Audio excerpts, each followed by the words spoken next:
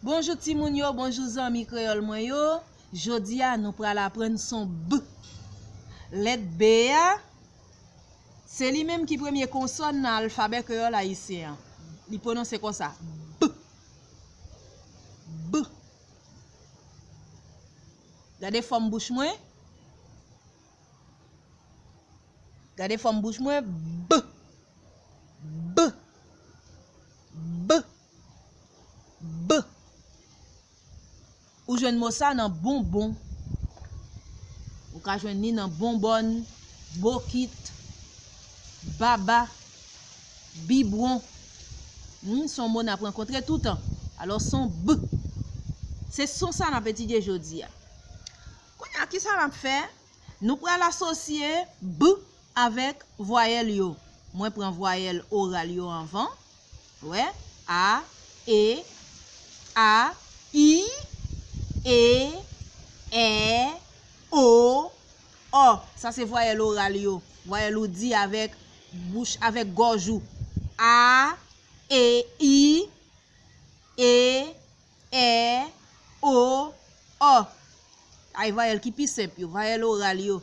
Après ça, m'a ajouté voyelle néo. L'audio sorti son nan néon.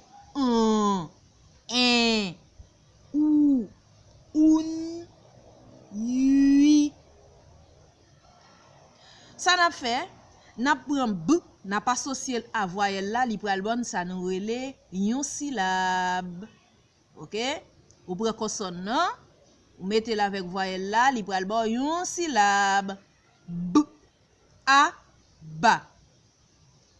B, I, bi. B, E, B. B, E, B. B, O, bo. B, O, bo. B, an, ban. B, en, ben. B, ou, bou. B, un, boun. B, ui, bui. Et puis n'oubliez, il gagne en tout.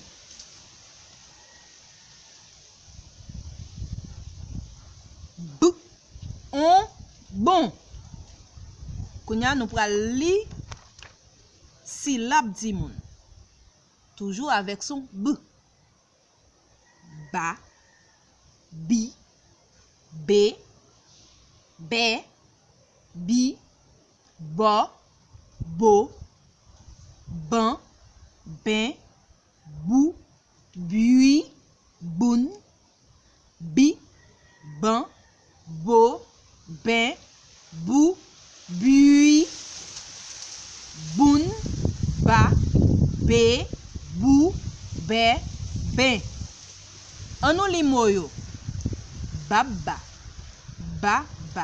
Lo ap li mo, gon exercice pour faire, ou saute li syllabe yo, ou li syllabe yo, dans l'esprit ou li syllabe yo séparément. Ba, ba. Be, be. Bibi. Bobo. OK? Donc fait capable prendre c'est vous séparer yo, mais lo fin kon li, ou ap di mo a normalement baba, bébé, bibi, bobo. Babou, Bobi, Babi, Baby, Boubou, Bambé, Babé, Babé, Bibon, Bab, Bib, Bob, Bébé.